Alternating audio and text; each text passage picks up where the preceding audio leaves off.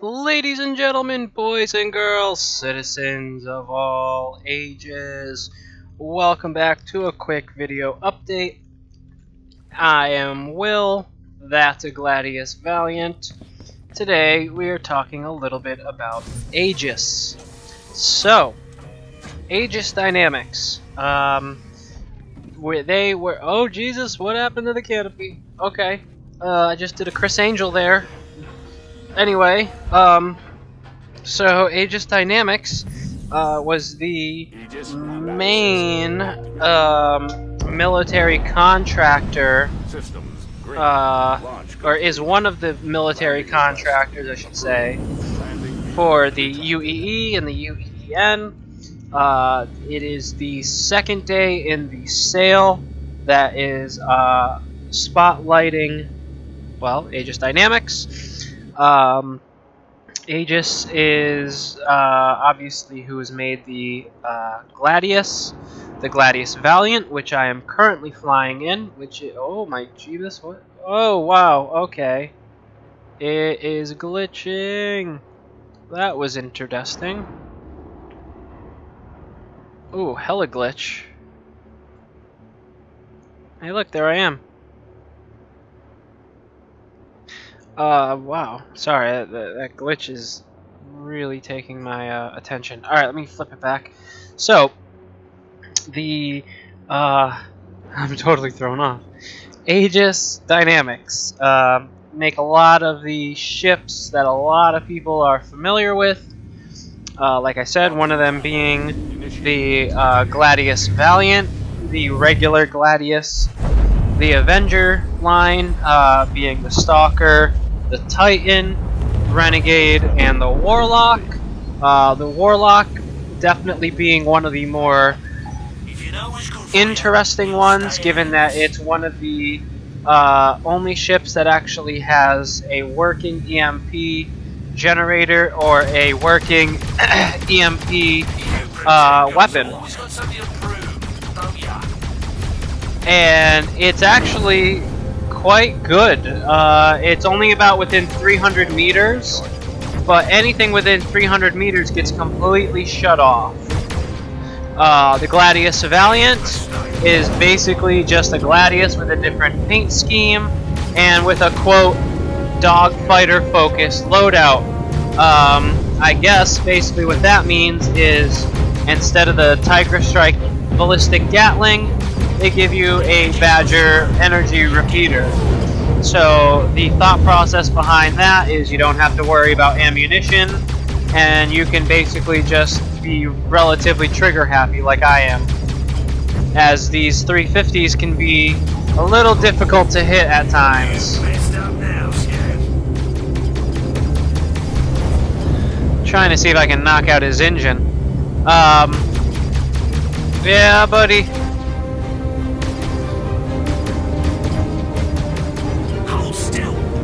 No, you hold still.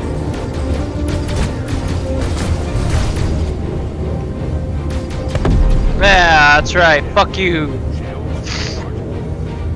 Fuck you, buddy. AEGIS also makes the Redeemer. Also does the Javelin. AEGIS, probably most well known for having the Saber lineup. That would be the Saber Comet, and the recently introduced Saber Raven. They also do the Eclipse, which is the stealth bomber. I believe it has size 9 torpedoes, but I think it only has a couple. It also only has a couple of size 2 weapons for defense. It is definitely a boom and zoom, where you just get in there, unload the payload, and zip out. It's not for dog fighting or extended fighting.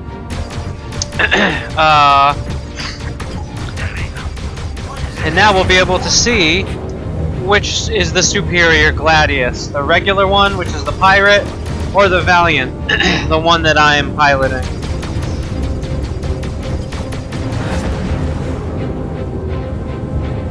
AEGIS also has the Vanguards. So if you are interested in picking up a Vanguard, whether it be the Warden, the Sentinel, the Harbinger. Aegis is your manufacturer. True, there is still the hoplite, but the hoplite is kind of its own thing. It's not as modular. It's not as... I mean, really, even though it's got basically the same weapons, in my opinion, it's not as good. It has a slower ramp, and on a troop transport, you know, you want to have a relatively quick open and close of that ramp to minimize the potential danger to your troops and to any devices and hardware that may be inside that could be damaged.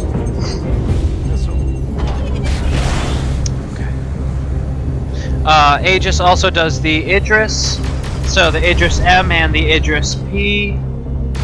Idris M is the military variant that has the railgun and the spinal mount turret, which I believe has size 5 or size 6 weapons attached to it. The Idris P is the Peacekeeper variant, which gives you a little bit more speed and a little bit more cargo capacity for the lack of the railgun and spinal mount. And the Gladius Valiant is superior. Aegis also builds the Reclaimer, as well as the Retaliator. The Reclaimer, we've been seeing sneak peeks of, but boy does it look good. The Retaliator is flyable and is in-game, but I feel it's a little neutered. Sure, it's got 6 size 9 torpedoes, which are definitely capital ship killers, but that's about it. Okay, sure, it's got 5 manned turrets, but if you don't have men for the turrets, the only weapons you have as a pilot are the torpedoes. And trying to fire a size 9 torpedo on a fighter is a waste of 70,000 UEC, because those torpedoes are not cheap.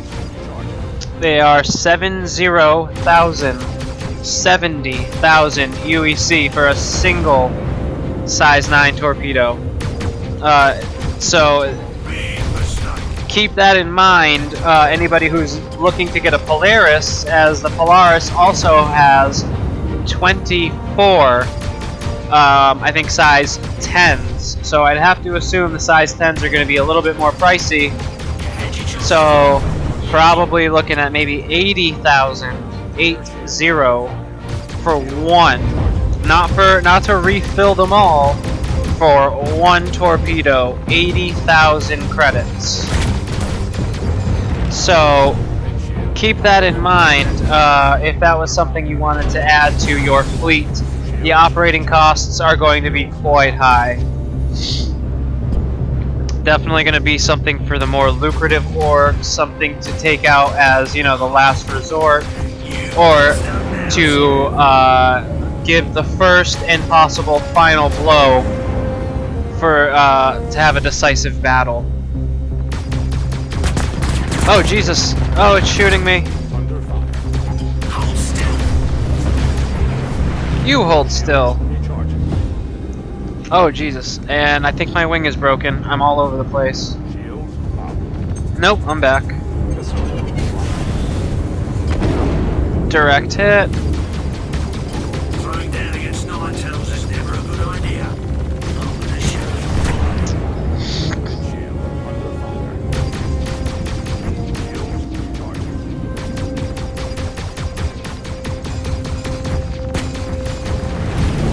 Oh, that hit me. Okay. So, I think we're playing shot for shot. So, I guess it's my turn.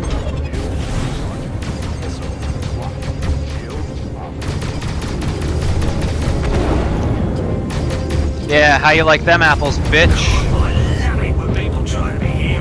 Oh, you do, huh? Alright, let's see how much you love this. Oh, probably not as much as I did. Alright. What was I saying before I was so rudely interrupted? Right.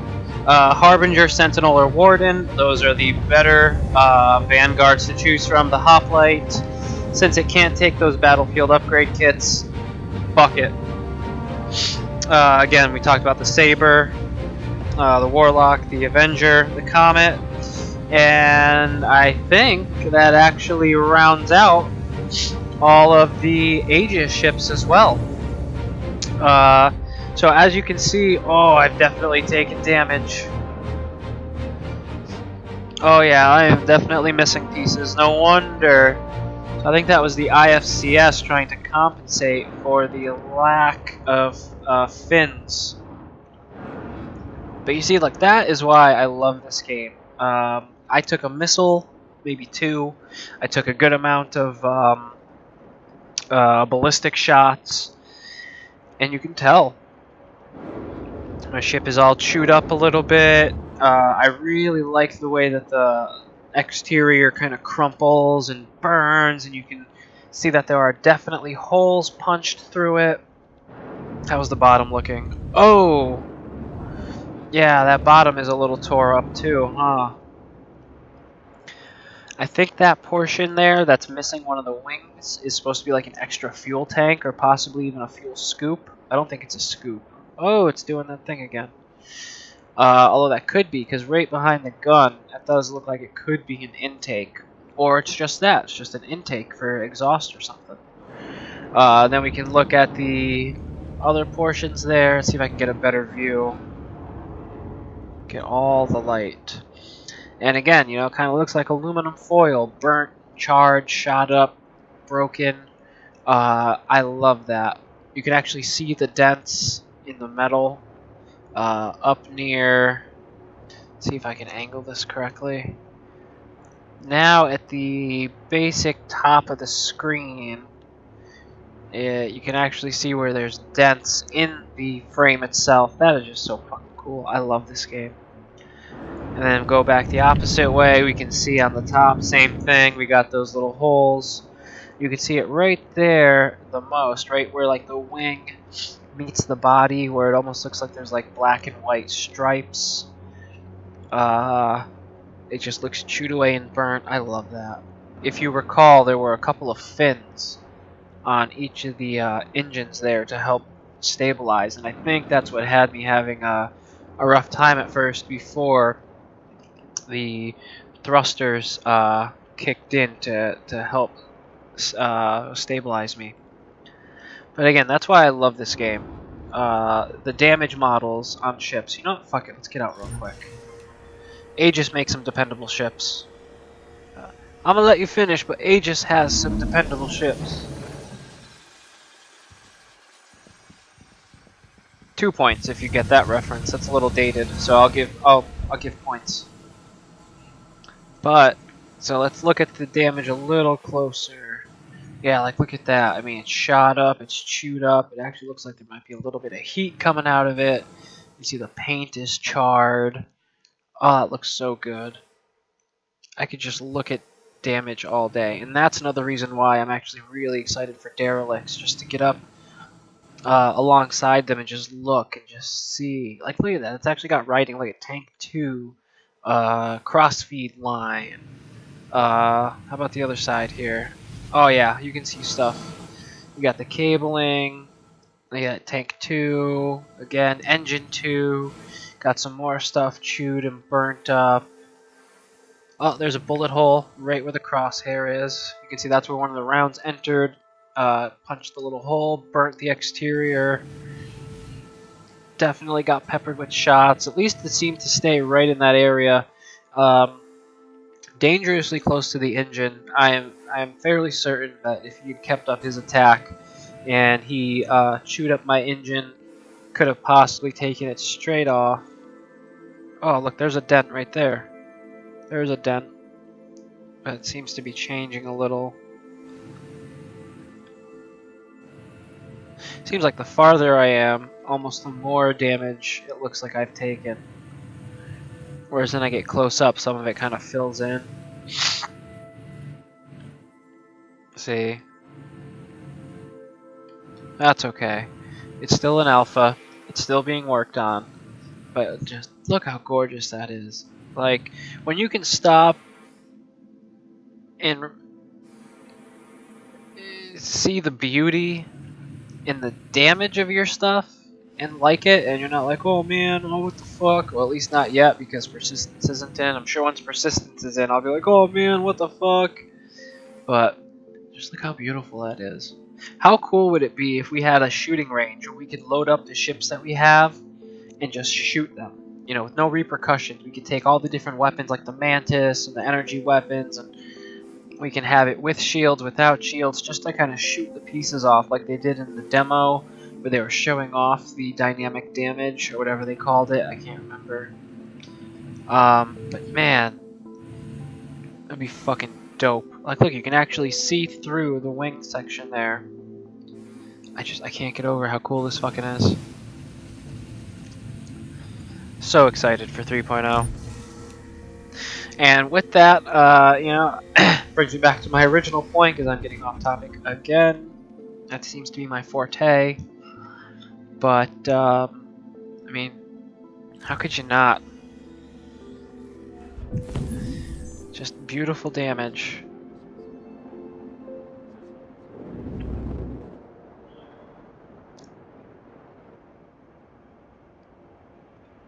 Ah, oh, looks so good.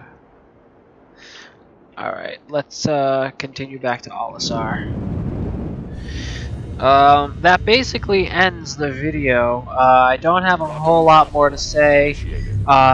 Just, you know, keep your eyes peeled for the next video in the series. It should be coming out tomorrow, right around the same time as my normal videos, which are between like 8 a.m. and 9 a.m. Eastern Standard Time.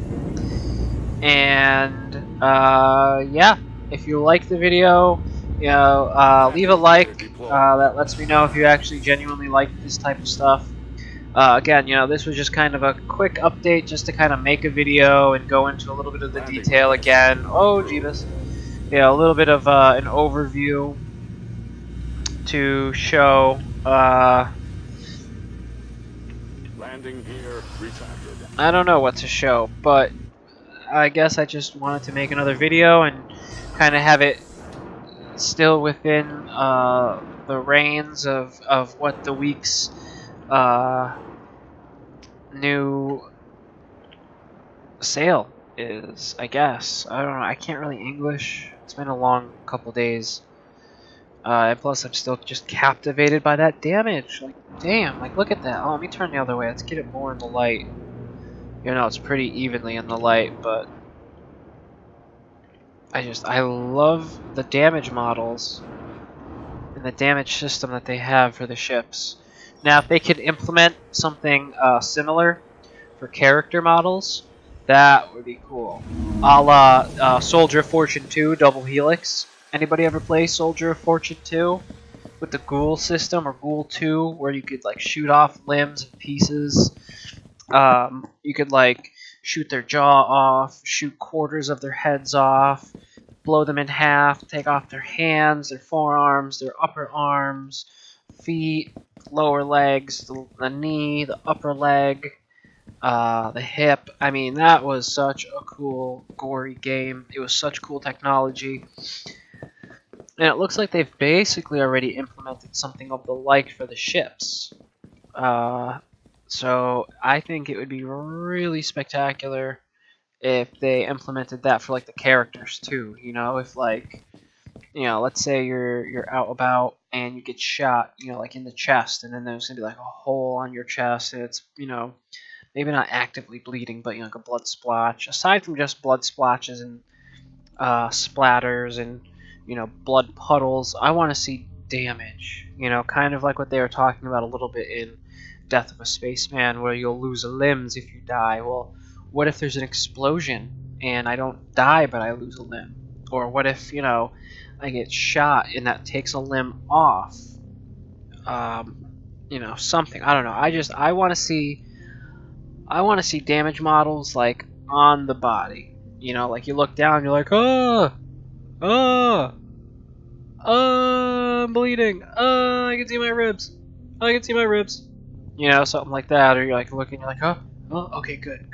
Yep, good. Okay, I'm all here. All still here. Yep. All right. Phew. Good. You know, something like that. I don't know. Or like, you know, you got your arm out, you know, and it gets blown off. Oh god, you don't know what's happening. And then you look over and it's actually hanging off, and you're like, oh god, oh, where's my arm? Where's my arm? I can't feel my arm. Oh, where is it? Someone help me find it. Where is it? I don't see it. Where did it go? Where did it go? It's floating. It's floating. There it is. Someone go get it. No, but I don't know. I think that would be really cool to have gore, you know, like where the helmets maybe break off in pieces too, or possibly just more gore models. I want to see gore, not just blood, but gore. You know, especially in a world where it's supposed to be simulated. They should be, you know, simulating everything. Well, at least as much as possible. And I think on the human characters,